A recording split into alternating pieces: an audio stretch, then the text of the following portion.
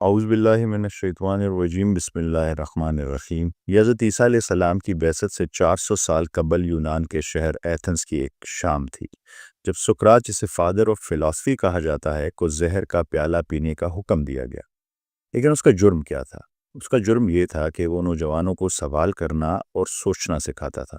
وہ کہتا تھا سچائی وہ نہیں جو دوسروں نے سکھائی ہے، سچائی وہ ہے جو تم خود دریافت کرو۔ جب جج نے فیصلہ سنایا تو دوستوں نے سقراط سے کہا معافی مانگ لو، جھک جاؤ، مگر سقراط مسکرا کر بولا میں مر تو جاؤں گا مگر سچائی زندہ رہے گی، کیونکہ سچائی وہ ہوتی ہے جو سوالات کا سامنا کر سکے۔ یہ کہہ کر اس نے زہر کا پیالہ پیا اور تاریخ میں ہمیشہ ہمیشہ کے لیے امر ہو گیا۔ جو لوگ حقیقت پر ہوتے ہیں وہ آپ کو سوال کرنے سے نہیں روکتے، بلکہ آپ کو سوال کرنے پر اکساتے ہیں۔ وہ آپ کو غور و فکر پر مجبور کرتے ہیں، اور یہی اسلوب قرآن شریف کا ہے جو بار بار کہتا ہے کیا تم غور و فکر نہیں کرتے؟ قرآن شریف فرماتا ہے کہ جو لوگ عقل استعمال نہیں کرتے وہ بدترین جانور ہیں، جیسے ہم نے پچھلی قسط میں اس کے بارے میں بات کی، اور بتاتا ہے کہ خیر کثیر عقل رکھنے والوں کے لیے ہے۔ ساتھ ہی جہنم میں جانے کی ایک بڑی وجہ غور و فکر سے گریز اور عقل کا استعمال نہ کرنا ہے۔ لیکن ہمارا آج کا سوال یہ ہے کہ ہمیں اپنی عقل کہاں استعمال کرنی چاہیے؟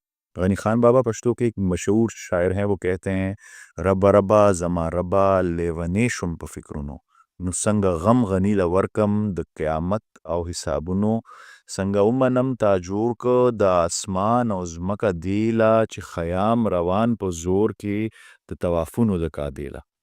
یعنی تم عادتاً یا مجبوراً جو سجدہ کرتے ہو، اگر تمہیں آسمان و زمین کے رازوں کا ادراک ہو جائے تو تم بے اختیار سجدے میں گر پڑو گے۔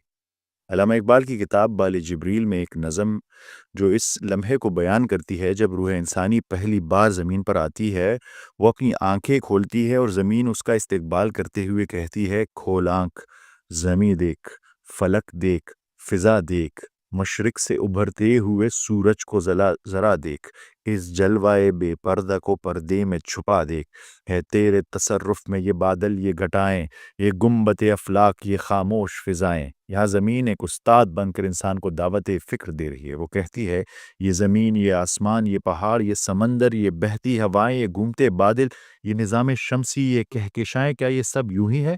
کیا ان کے پیچھے کوئی راز نہیں؟ قرآن کریم ہمیں صرف سوچنے کی دعوت نہیں دیتا، بلکہ یہ بھی بتاتا ہے کہ کن چیزوں پر غور کرنا چاہیے۔ قرآن شریف کی ایک انتہائی خوبصورت آیت ہے، اور میں چاہوں گا کہ آپ یہ آیت قاری مشاری راشد الافاسی کی آواز میں سنیں۔ جب بھی میں اسے سنتا ہوں میری کیفیت بدل جاتی ہے، جیسے میرے اندر کچھ تھا، ایک تشنگی، ایک پیاس، ایک اضطراب جو برسوں سے بے قرار تھی، اور یہ آیت سن کے جیسے مجھے کوئی راستہ مل گیا ہو۔ یہ وہ کیفیت ہے جسے شاید الفاظ میں مکمل طور پر بیان نہ کیا جا سکے۔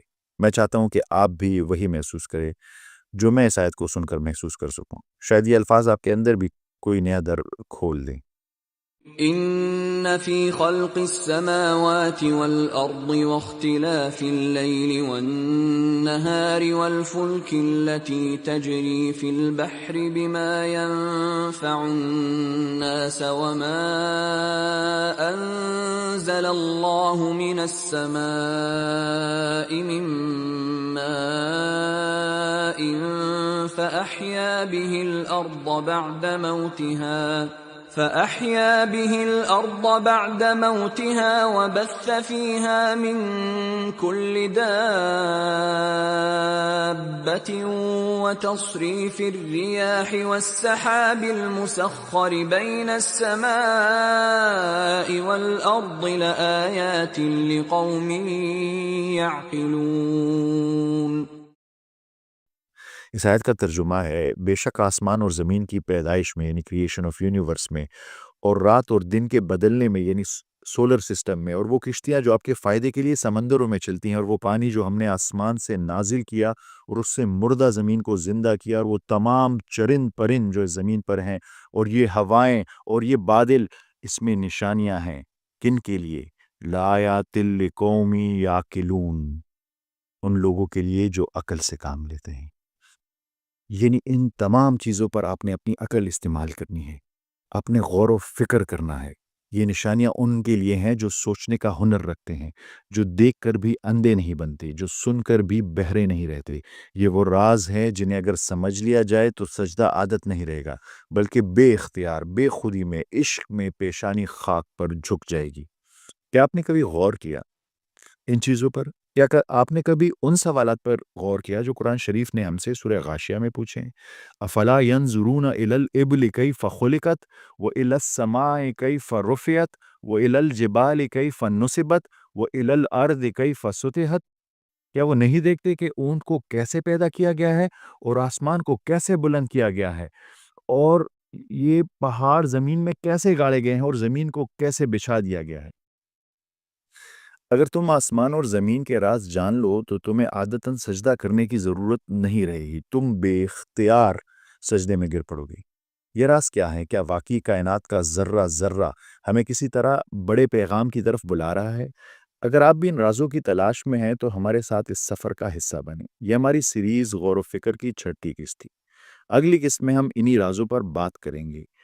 تب تک کے لیے آپ سے ایک ہی سوال ہے، یہ آسمان اور زمین کی پیدائش کیسے ہوئی اور یہ ہمیں اللہ کے قریب کیسے لے جائے گی؟ ملتے ہیں اگلی قسط میں۔ آپ سب کی سماعتوں کا بہت بہت شکریہ۔ اللہ حافظ۔